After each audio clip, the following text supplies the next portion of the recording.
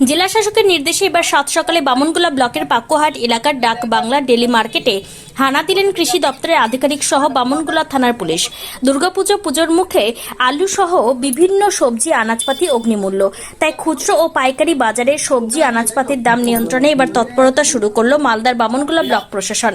বৃহস্পতিবার সকাল থেকে ব্লকের পাকুয়াহাট ডাক বাংলা ডেলি মার্কেটে বিভিন্ন দোকানে হানা দেয় এডিএ ইন্দ্রনীল শর্মা চৌধুরী সহ বামনগোলা থানার পুলিশ প্রশাসনকে সঙ্গে নিয়ে অভিযান চালালো। এই বিষয়ে এডিএ ইন্দ্রনীল শর্মা চৌধুরী বলেন,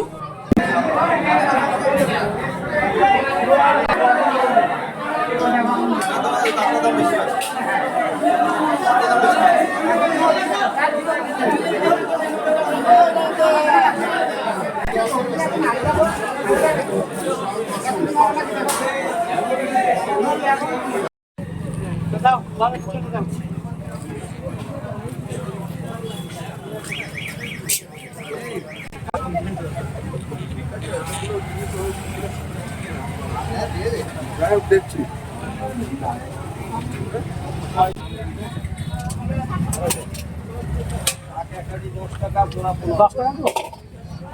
মার্কেটে আমাদের লাস্ট মাননীয় ডিএম স্যারের নির্দেশে আমরা একটি ভিসি হয়, সেখানে আমাদেরকে নির্দেশ দেওয়া হয় যে জনসাধারণের কাছে যে মেনলি আলুর উপরে যে দামটি, অনেক ক্ষেত্রে দেখা যাচ্ছে আলুর দামটা প্রচুরভাবে বেড়ে যাচ্ছে।